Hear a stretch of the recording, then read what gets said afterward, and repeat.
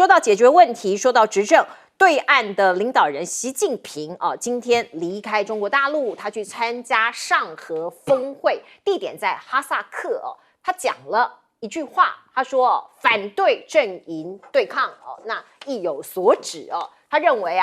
这个霸权主义万万不可大家搞帮派搞这个团伙阵营对抗，他认为这很不好希望可以有一个更有秩序的世界多极化。他说的应该就是美国，大家也都很清楚。而另外我们看到他在哈萨克一落地哈萨克的总统托卡耶夫就亲自去迎接那这两个国家11年前就提出来要一起建设丝绸之路经济带的倡议那我们也可以看到，包括一带一路看起来有很多的成果已经出来了。习近平就讲，中国大陆跟哈萨克的关系深至永久全面的战略伙伴这两个国家紧密的结合，讲到更聚焦的部分在于能源能源的贸易能源是中国大陆跟哈萨克双边贸易最重要的领域目前你看到有3条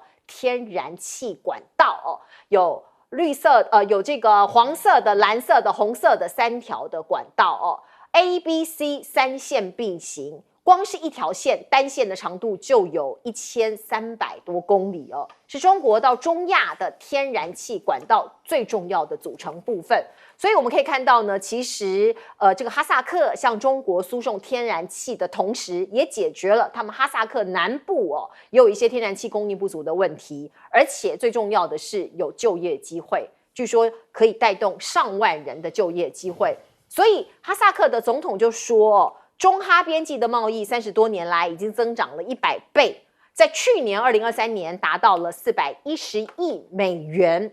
的这样子的一个份额，成绩这个已经是历史的记录了。它的成绩看起来真的是很不错的那我们看到上合组织，也许观众朋友不是那么熟悉，它到底在世界上有多重要？我们来看一下它的地图就是如果以地域来看的话，大概是从俄罗斯到印度从中国到中亚的乌兹别克伊朗都在它的范畴、它的范围内。上合组织的成员国一共占了世界人口的40%，非常多40%。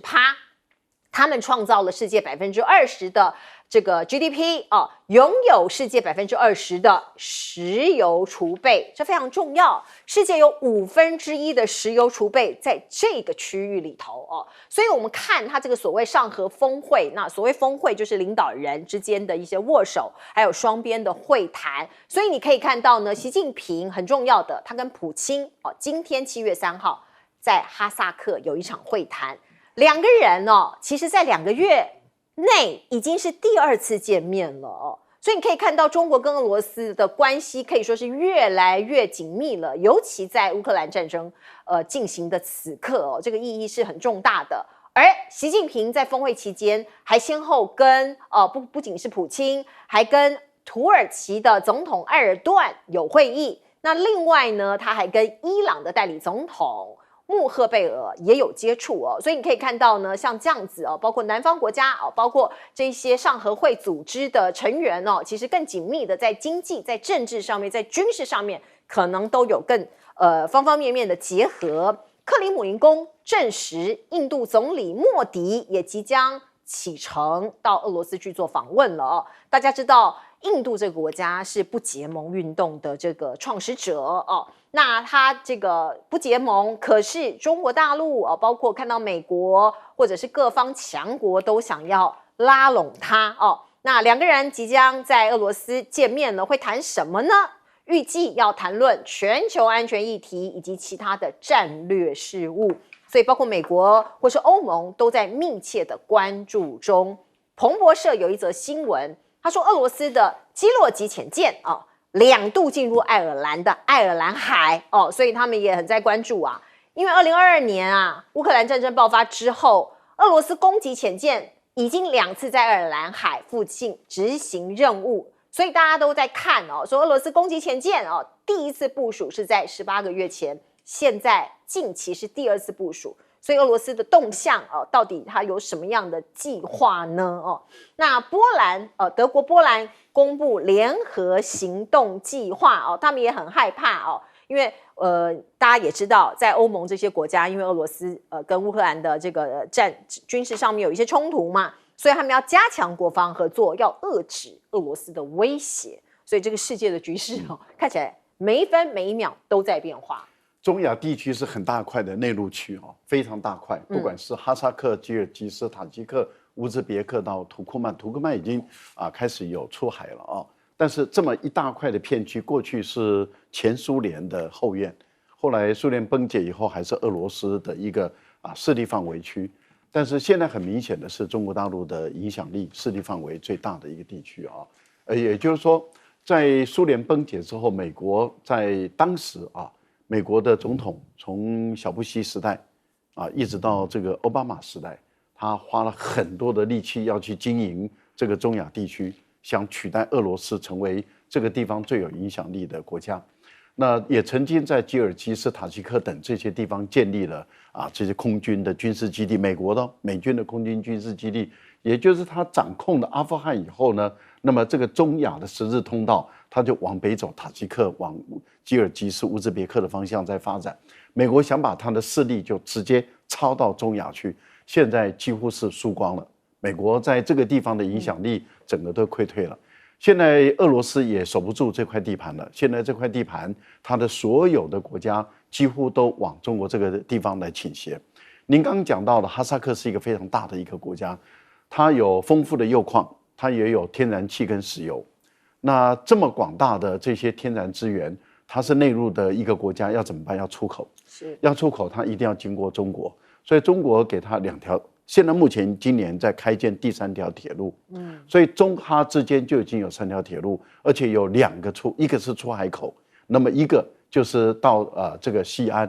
作为内水的港运的一个流通。所以中哈的贸易额一直上升到410亿美元。那么中国是哈萨克的最大的贸易伙伴，也是最大的出口国。那大部分的能源都是卖到中国大陆来，那它的铀矿也可以满足中国核电厂的需要。现在的情况是，哈萨克它也希望能够再度的发展下去，所以它要建核电厂，它需要中国大陆来协助。有铀矿而没有核电厂，这就怪了嘛。那有风电场，有这个太阳能的发电厂，但是没有核电。那所以现在中国大陆应该在这次会谈成，帮哈萨克开始再卖一座核电厂给他。那这样的哈萨克本身的电力供应充沛的话，它从哈萨克，然后再连接到，例如说我们刚前面有一段时间在讨论的就是中吉乌铁路，中吉乌一打通，那就连通到土库曼，那就要往伊朗的方向走了。那你想想看，哈萨克到塔吉克再往南移动的话，那就等于10字路口都衔接起来。塔吉克再往下走就是阿富汗了。那中国大陆跟阿富汗之间的关系，如果能够让他们彼此之间都能够协调处理的话，塔吉克跟阿富汗的过去的矛盾如果能够化解，那中亚地区，那中国大陆的影响力那就是无可取代了。所以我们看到在这一次这个中哈之间发展成为生命共同体的时候哈萨克就希望能够加入金砖国家，马上就要召开的6月份要召开的金砖会议，那中国大陆也支持哈萨克成为金砖的这个成员国，而这次的上海合作组织要再增加一个新的国家，就是白俄罗斯了。所以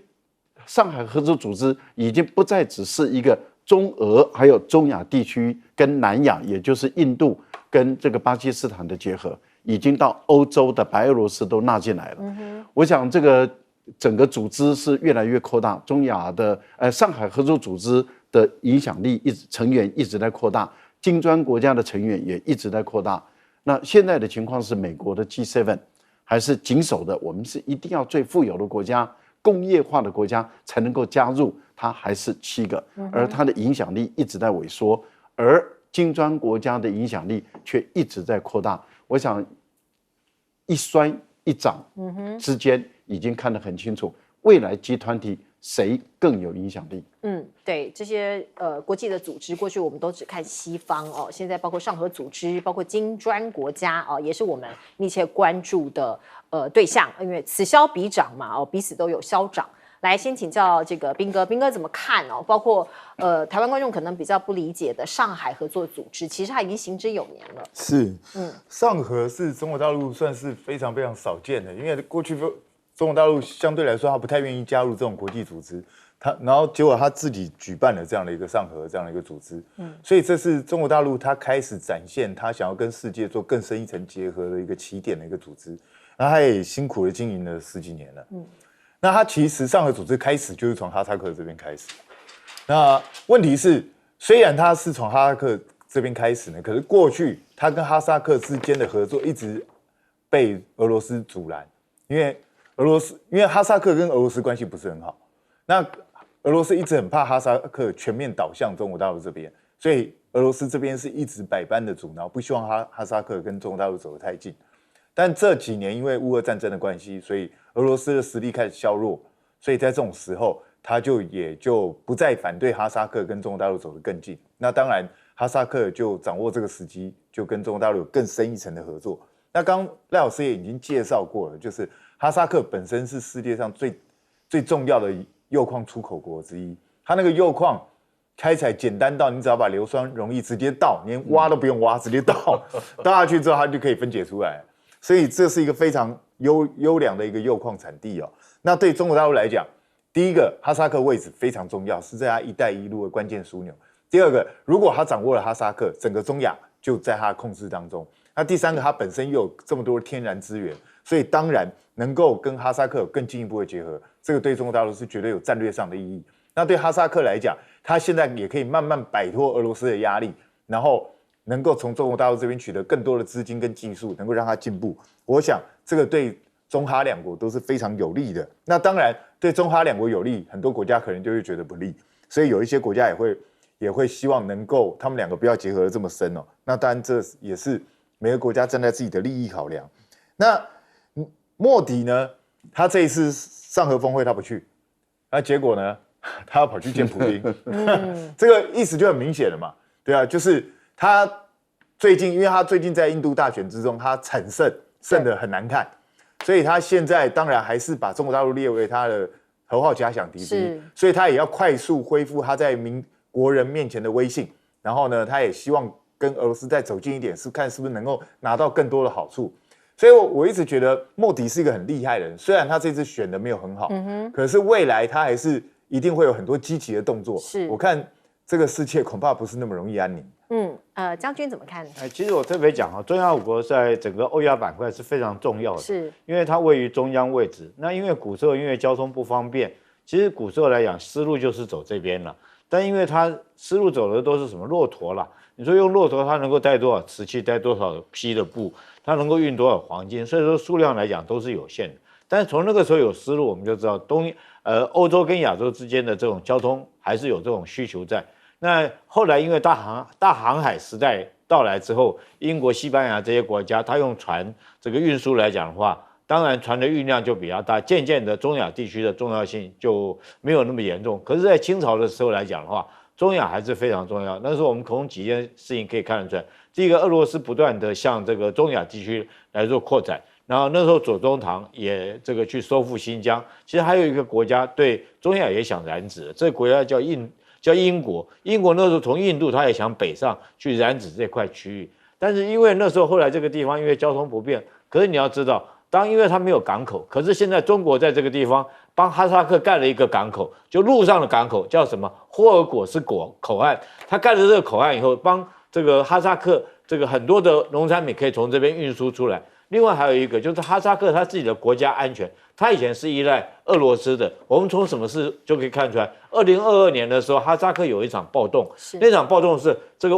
俄罗斯派军队帮他平乱的。那现在来讲，俄罗斯自己在乌克兰打得赔窜，对不对？已经没有能力他顾了。这时候哈萨克心里想，如果说我国家安全要找谁帮忙呢？那当然是找中国帮忙了，因为中国来讲对他最友善，而且他又有霍尔果斯口岸，那双方来讲，不管以后贸易或干什么来讲更为重要。那现在来讲还有一件很重要的一件事情，原来我们一直认为天然气管道会走这个西伯利亚2号。会走蒙古了，现在走哈萨克进来了。所以在这种状况下，如果这个天然气管道走哈萨克，证明中国跟哈萨克关系会更近。是没有错，我们看到了中国大陆这个大国，我们再来看看另外一个大国美国。美国年底要选举了，现在拜登啊，在党内的同志的质疑声中，他会撑到底吗？他会选到底吗？我们先来看看 CNN 的民调哦，因为在辩论会之后，大家认为哇，拜登比想象中还要糟哦，所以有75%的人认为哦，别人胜选几率高，意思就是说，如果把它换掉，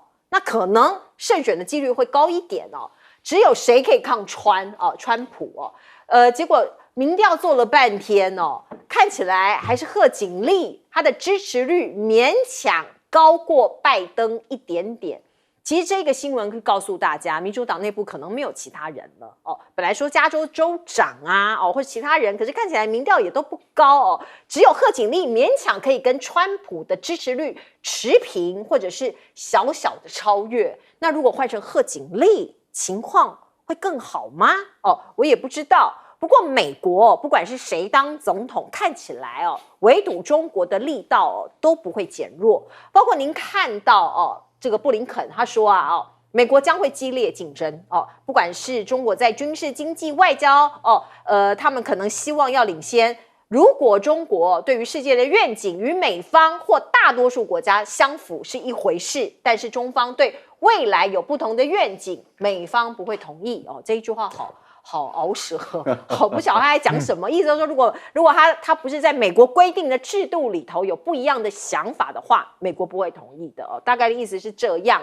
所以呢，他要确保美国是有效塑造未来的国家，只能按照我美国的想法走。如果不是照我想象的，我不同意的，大概是这样的意思。不过我们来看看呢，对于中国大陆的科技战，其实是越演越烈啊。美国政府今年已经撤销8项向华为出口产品的许可证，它的限制越来越多，尤其是针对华为，这是非常明显的。那华为也不断的想办法，想方设法要突破封锁。我们看到华为跟武汉的新兴合作开发了 HBM 挑战市场这是一个高频宽的记忆体它现在在积极的发展显示积极突破美国的制裁。而另外我们讲到手机，华为的 Mate 70最快9月会上市，那市场也在关注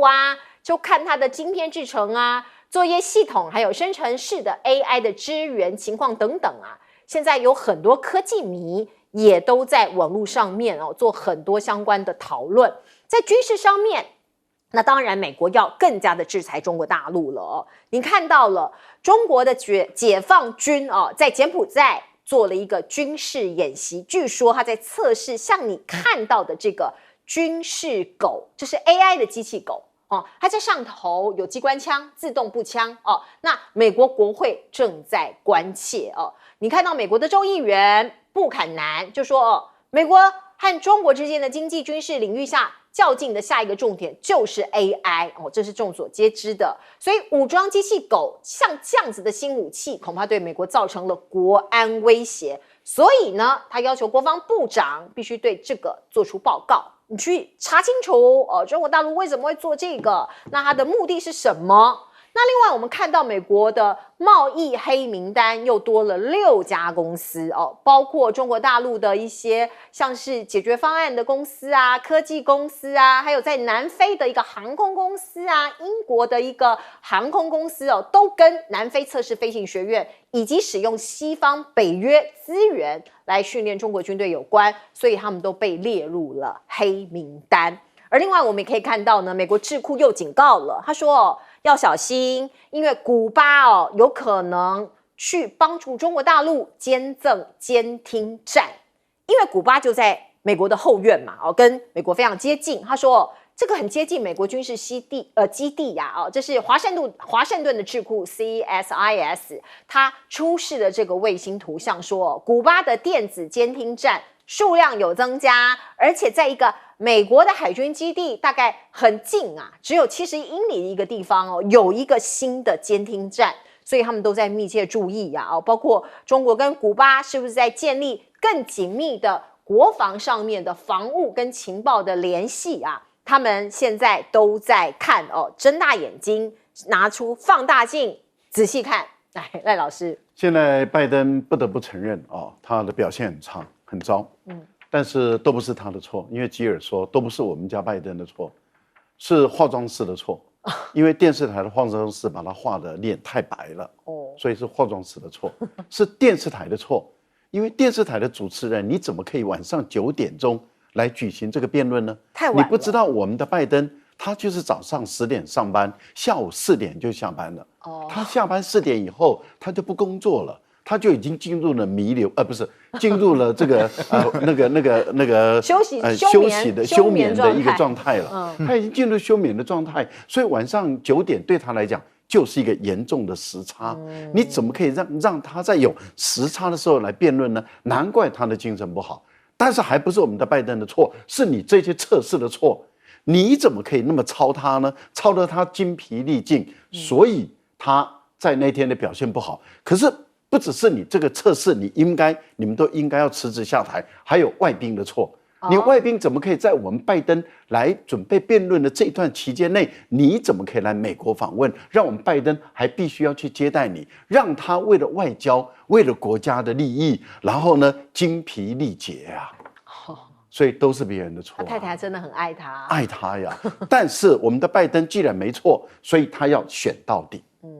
不能不选哦。好，可是现在的民主党的焦虑已经越来越严重了，选民的焦虑越来越严重。坦白说，贺锦丽还是输了，贺锦丽还是没办法。尽管换了贺锦丽也没也用，输，纽森也输，其实就一个人可以赢。谁啊？米歇尔？Michelle Obama。米歇尔·奥巴马，他的民调是碾压川普，他是50%的支持者，所以当他跟川普一比的时候，他就是绝对的优势了。可是问题就在于，能赢的人不想选，一定输的人拼命的想选，不放手。那你想想看，那这个对民主党来讲怎么办？所以有人说，民主党把这个他们的党代表大会提前到7月，主要的目的其实就是让拜登，有人说阳谋，就是断了这些想换拜登人的念想，是，但是阴谋就是反正先把程序走完，接着拜登宣布他不选了，然后因为他已经程序走完了嘛，所以4000多个党代表都已经投票了，那投下来就是他也成为提名的候选人，结果最后他宣布他不选了，不选了以后怎么办呢？就授权给这个全国委员会400多人，所以400多人就可以决定4000多个党代表，4000多个党代表决定了美国的普遍民主党选民的这些党员的意志。你想想看，这个就是化繁为简，最后由400多人来决定。你说有没有可能？那美国的未来，但问题是，能赢的米歇尔他愿意吗？如果米歇尔要出来是贺锦丽，还能够当副总统吗？他当然要搭配男性的来当副总统嘛。那有没有可能奥巴马自己再过来再回国？不行哦。所以有很多有趣的点，我们广告之后回来继续讨论。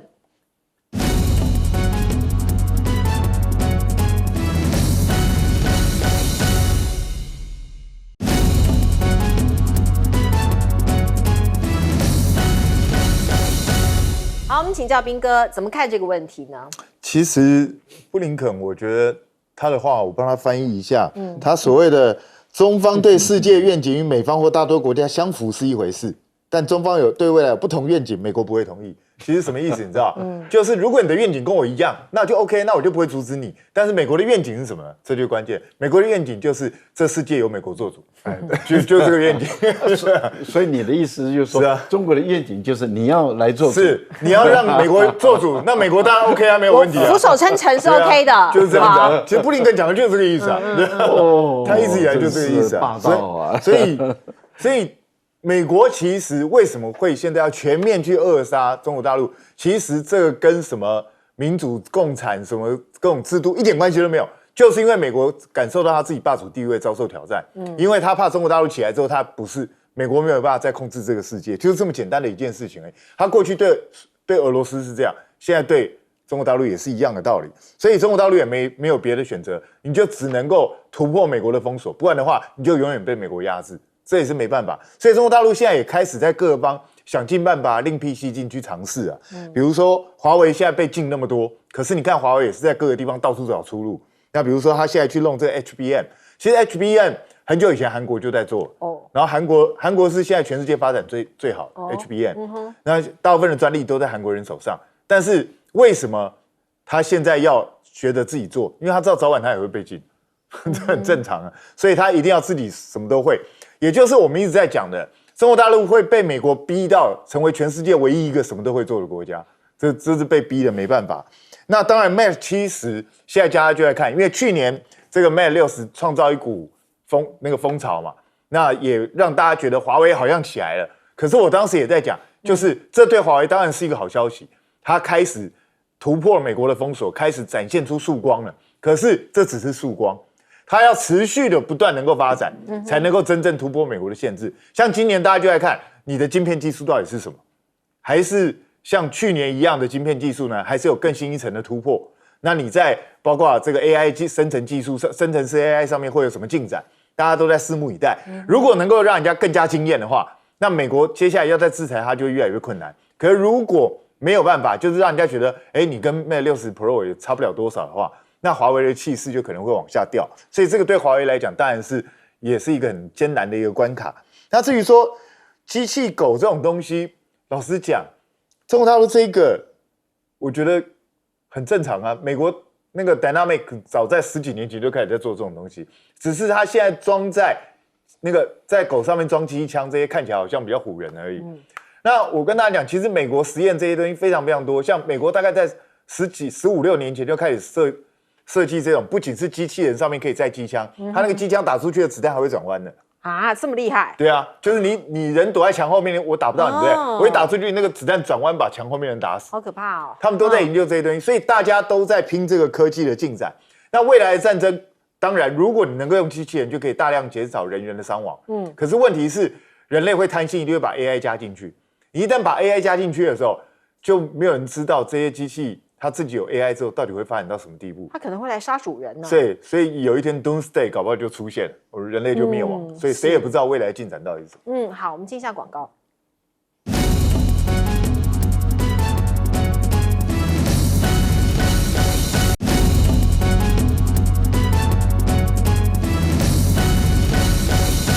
好，拜登在辩论会的表现太差，美国民众说，能不能叫 Michelle Obama 出来呢？有可能吗？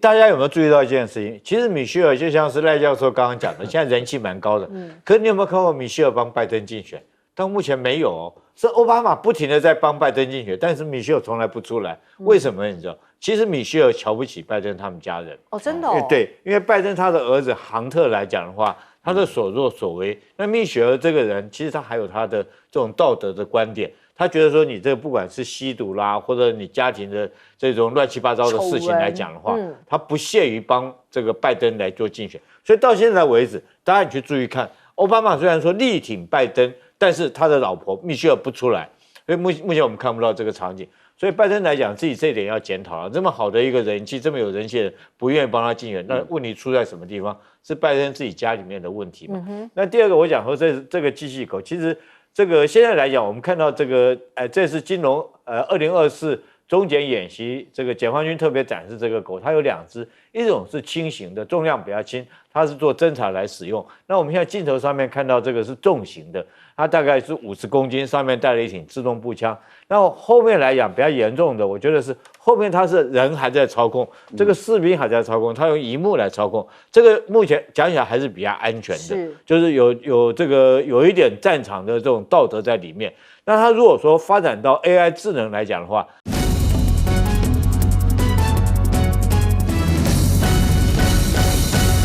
好，欢迎您回到新闻大白话的节目现场，我是钱子，介绍这1个小时的来宾。首先是国际政治专家赖岳谦老师，主持人好，观众朋友大家好。资深媒体人谢寒冰，主持人好，大家好。以及退役少将厉正杰将军。主持人好，各位观众大家好。观众朋友，我们来看看现在是不是政府失能、国防失灵了呢？我们先来看看呢，发生在昨天晚上8点多的一桩案件呐、在我们的这个澎湖的渔船被中国大陆强行押走，这是来自于《自由时报》的报道。过去像这样子的案件或是这样子的报道，你看到的大概都是民进党的态度非常强硬哦，骂对方是土匪啊，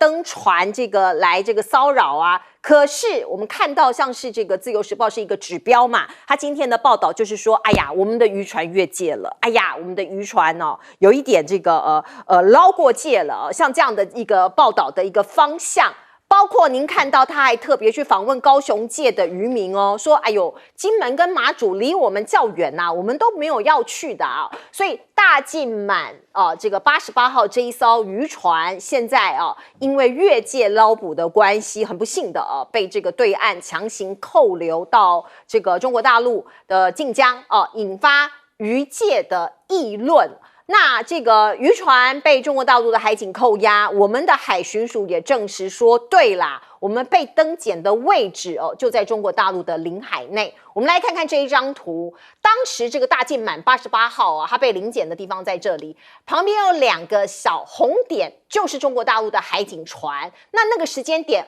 我们在金门附近有一艘我们自己海巡署的船，还有一艘在这里那另外中国大陆因为它的这个海警船比较多嘛另外2艘在这里，所以你可以看到我们有一点寡不敌众所以最后呢好像交涉也无用其实也无法交涉嘛，都在海上。所以这一艘渔船就被中国的海巡署中国的海警船这样噔被扣押回去晋江中国大陆境内的晋江。可是它被临检的地方的确大家看一下，这个地方是中国的领海，这个地方是中国的内水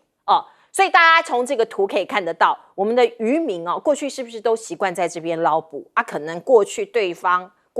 中国大陆没有讲话，那现在呢他如果说依法来这个检查，你也没有办法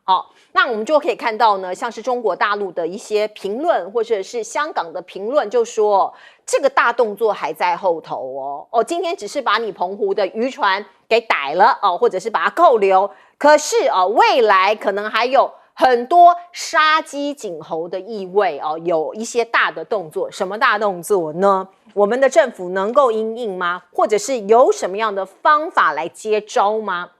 先来看看最近这2个礼拜对岸的船舰在我们的台湾周围用270度的方式来围台，28共舰共机共舰还有战机来骚扰这个标题写切西瓜式的绕行澎湖的南方，切西瓜像这样切西瓜切西瓜切西瓜总共2个礼拜就来了6次，同样的这样子的手法所以我们看到像这样子逾越中线进入我国空中防御这个的领域像这样子，我们到底要把它视为这个视若无睹吗？还是应该怎么办呢？我不晓得另外我们看到中国大陆在南海这个地方跟菲律宾最近这一段期间有很多的摩擦，有人就说中国磨刀霍霍剑指南海，这是来自于美国之音 VOA 的报道，就说他们透过卫星影像看到上海江南造船厂现在的船坞上面在造一艘至少长150公尺的这个船舰，这个船舰的外形他们认为极为神似052D 型这是一个驱逐舰。那这艘驱逐舰如果依样画葫芦打造出来变成海警船的话，美国的海军上校，他是前美国海军上校，他就说未来如果这个海警船打造成像军舰的样子，远航远行那有可能就会突破第一岛链外。美国很担心中国大陆用海警船突破到第一岛链外执法，另外也很担心菲律宾跟中国大陆在南海的争端。我们先来看看7月2号，就是昨天中菲在南海有一场问题会议，他们要解决这个南海的这个双边的一些情势紧张的问题。中国大陆重申对包括仁爱礁在内的南沙群岛以及附近的海域要拥有主权跟管辖权，他们要菲律宾停止海上的侵权挑衅的行径。那我们就可以看到呢，菲律宾驻美国大使他就发话了，他就说，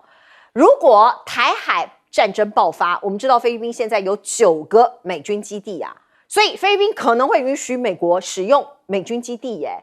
所以现在很多菲律宾的老百姓也很担心啊，说哎呦，万一台海有什么事情，那我们菲律宾也会被卷进去啊。甚至我们还看到有一个菲律宾的一个协会的一个主席，那天在北京还哭了说很害怕菲律宾人很害怕会卷进战争我们看到呢，美国怎么看中国的军武？中国军武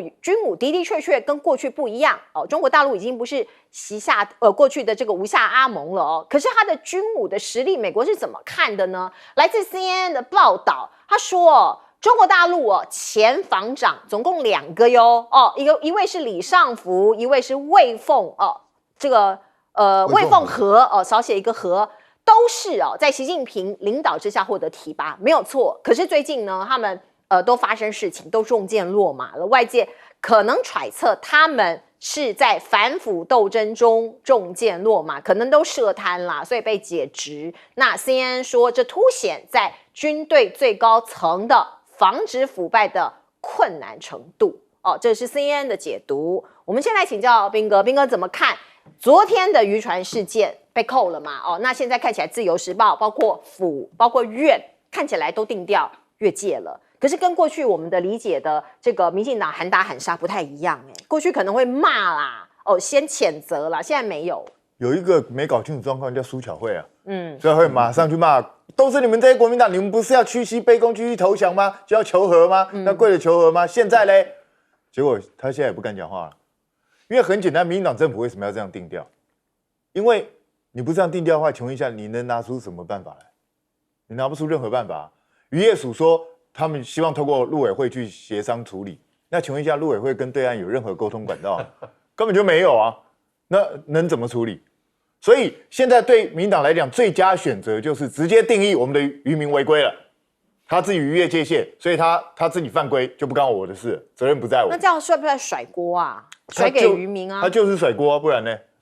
对啊，就是这么简单啊，就是都是渔民自己不遵守规矩，所以他自己自负责任。如果能够回来，民党就会告诉你，你看都是我的功劳，我去跟对岸沟通了。那如果回不来，他自己倒霉啊。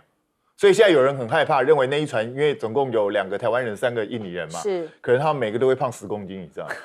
因为上次那个我们那位士官被吴姓士官对现在已经胖了8公斤了，他们搞不好会胖10公斤。那当然我不希望这样啦，我希望还是按照大陆，如果是因为他就是违规在那个禁渔期间你捕鱼了，那违规那看是要罚款还是怎么样，还是赶快把人放回来。但现在最怕是什么？因为那附近海域有几十艘船，为什么只有他一个中奖？对啊，现在就比较担心会不会他船上有其他的东西，违禁品啊还是什么东西？如果有这个就麻烦了。那我希望没有，就是很单纯的，只是因为他在不适合的时间内出来捕鱼，然后又进入大陆的领海范围，那他就只是单纯的执法。那如果是这样的话，其实过去有前例可循，大概就是罚金这样子，差不多这样就可以放人回来。30万。对，我希望能够这样处理是最好，大家也比较省事，对民进党政府来讲也比较好，就是不会有后续的一些麻烦。但是万一不是这样，就很麻烦。是因为现在有很多消息指出，比如说我们那个胡姓士官，可能大陆那边暂时不打算放人，因为两岸之间没有任何问题，没有任何协商的进展，因为金门的事件还没有解决。对，实际上金门这边昨天才特别跑去说，他们募了20万，要去跟家属这边会商，看是不是能够取得家属的谅解。那现在又出了这个事情，会让整件事情更复杂化。那我只能说，其实你光从这件事情去看，你就可以得知，两岸之间如果发生这一类的纠纷的时候，其实我们现在的政府是完全没有任何能力去做任何事情，基本上就只有看大陆这边要采取什么态度，就是这样。不然的话，我们没辙。你看一开始海军署讲的跟真的一样，说我们去跟人家对峙，实际上那根本不是对峙，好不好？我们去了3艘艇，最大一艘100吨，其他个35吨的，人家是1000吨的，人家一艘比你3艘加起来还大好多而且人家有7艘那玩什么？根本就不用玩了。那我也不懂，就是在金门事件发生之后，为什么我们大吨位的船舰没有派到金门海域去？对啊，到现在还是这些小吨位，你到人家在那边随随便便都上千吨，那我们这边都几十吨、100吨，请问一下，到那边到底要去怎么样去维护我们渔民的权益？那从这件事也可以看出，就是过去在马英九时期的时候，其实这些澎湖渔民是经常就在那个海域捕小管的那为什么以前没有事？大陆可能不管你，就让你捕。因为大陆的禁渔期是休渔期是1995年就开始，然后为什么以前他们例行都在这边捕啊？以前大陆这边就是算了，就不管你，就没关系，因为大家自己同胞嘛。那现在你不认为你是中国人，你认为我跟你是不一样的人啊，那我们就公事公办了。那我也要请大家注意，就是未来这一类事情可能会越来越多，也就是以前他可能模糊算了的地方，以后开始严格执法。所以我觉得第一个，我们渔民要小心。你看这次金门渔民就很小心，他们没有过去，对，只有澎湖的渔民才过去。是澎湖的，对。所以我觉得未来这些事情恐怕会越来越麻烦。那至于菲律宾这边，其实也是一样。你看大陆一跟菲律宾冲撞，然后把他们人抓了之后，菲律宾马上来谈判了。那我们也希望出现这样的状况吗？我们上一次已经警告过政府了，菲律宾发生这件事情之后，台湾马上就会发生。那请问我们怎么解决？显然，从菲律宾的事件，我们完全没有得到任何教训，也没有想过到底要如何解决。一个敢呛虾却不敢负责的政府，就是台湾现在的现况。请问一下，未来陆陆续续会发生更多的事情，我们到底打算怎么办？将军你怎么看呢？我特别要说，我先跟各位解释一下啊，什么叫做这个领海基线，还有什么叫领海，什么叫做毗邻区哈。其实基线也就是低潮的位置，就是基线嘛，就是陆地来讲低潮，因为潮水会涨会退，所以有时候你看到那个蓝色是高潮跟低潮之间的海水，退潮以后就是基线，因为每个月这个初一15不一样哈，初一15它这个退潮的时间是最低的，那以这个来计算，但是譬如说像我跟你之间，对不对哈？可能我们两个之间可能会凸一点，海岸线不见得都是直的嘛，那可能会凹凸不平，那就拉一条直线，说这边都算是这个海洋基线，那从这条线往外算12海里，算是领海。所以我们这个基线就在这儿，就画在这一条。对，这些它从这条线在外算12海里，算是领海。对，然后再算12海里，算毗邻区。我用一个比较通俗、各位观众听得懂的话来给各位解释哈。这个领海就像你们家的院子，是我们家的院子哈。然后就是水。这叫什么内水区啊？内水就等于说你家的客厅了。这个线左边这个就是内水，对，就是你家的客厅了。那陆地算是你家的卧房。那这次来讲的话，我们这条船是跑到人家院子里面去偷抓人家的鱼。因为这时候他是禁渔期，大陆老百姓他当然生气啊，对你我们自己人不准我去抓鱼，结果你让台湾人来这边抓鱼，对，就把我们的鱼都抓走了。那你说他当然抓，这渔民来讲的话，他们一定会反弹嘛？为什么我们这个区域里面我们自己人不能去抓，结果你让人家进来抓？然后更严重的是什么？你知道，我们的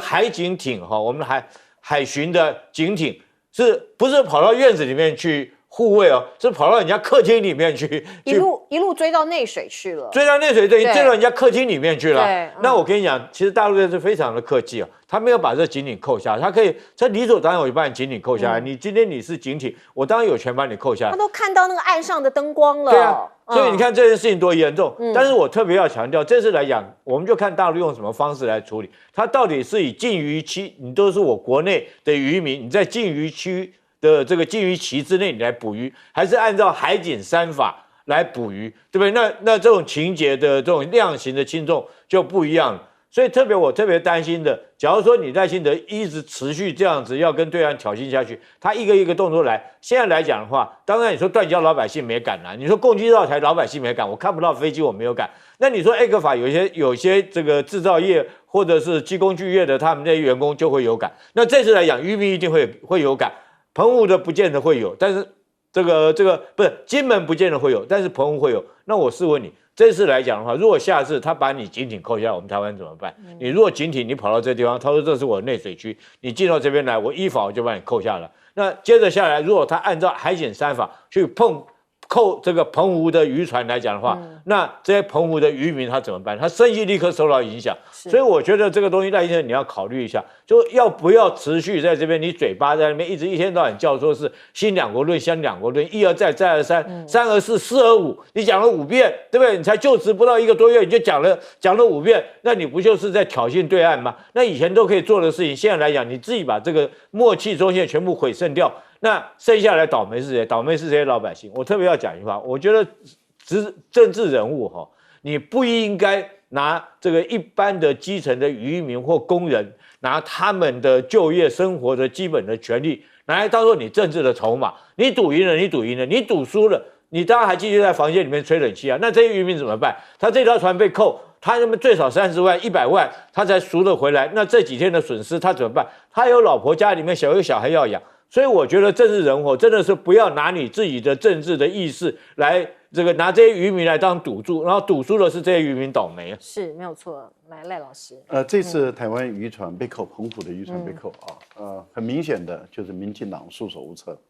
一点办法都没有。我看到大陆公布的最新的一个资料出来，说是在泉州的近海，而且是在于中国大陆宣布的休渔期里面。台湾的这艘渔船违反了休渔期的规定，而且它的渔具也用的这个距离那个尺寸是比较小的，这个对于幼苗来讲是不利于它的生长的。那我们都知道，在这个台湾跟大陆之间，如果说要有经济海域的话，那应该是我们彼此之间在200海里内，如果有一些重叠，我们会画出一条中线。那你从澎湖到这个金门或者是到泉州那么在这个部分里面也是一样，会有一个中线，也就是我们所谓的经济海域的一个中线，这是彼此之间是可以商定的因为一定会有超过200海里。可是因为经济海域是200海里，那不管怎么画100多海里也好，可是现在在大陆是宣布是休渔期，你就不能够进入大陆的经济海域从事捕捞的作业，因为经济海域是他的话，是只有他才有专属的捕捞权。那他现在进入休渔期间的时候，台湾的渔船就不能够进去大陆的经济海域进行捕捞作业。我想这个是很明确的一个法的一个依据。第二个呢，就是你现在用的这个渔具的尺寸也太小，那你已经违反了3个了，也就是你跑到泉州的近海。第二个，你使用的渔具比较小；第三个，你在这个休渔期，那你被人家扣了。坦白说，真的是民进党来讲束手无策。你要栽赃抹黑大陆，你也栽赃抹黑不了了。以前都是用栽赃抹黑的，现在也栽赃不了，也栽赃不下去了。可是问题就在于怎么处理，渔具没收，渔船扣押，然后到底要只有经济惩罚还是有刑事的？如果有刑事的惩罚，那当然就会被起诉，然后甚至会入监坐牢都不一定。可是如果只有行政的处罚，那就是罚款缴一缴，然后钱缴一缴，然后把船赎回。可是渔获量跟渔具就被没收嘛，这按照规定是如此，那就看程序怎么走。问题是在于民进党没有任何管道跟大陆沟通啊。那你现在要靠谁？那如果国民党主动来帮你做的话，又被骂说我们通共，千万不要。好，那国民党也没办法来帮你忙了。对，国民党也没办法来帮你忙，然后民进党你束手无策，那不是害死我们台湾的渔民吗？对，我觉得民进党不要这样子搞要有点本事，有点能力吧。一点本事，一点能力都没有，就是那一张嘴。刚刚陈慧文就建议说，国民党都不要插手，因为现在执政的是民进党。其实我也同意啦，你要执政，你就要有本事执政下去要去解决问题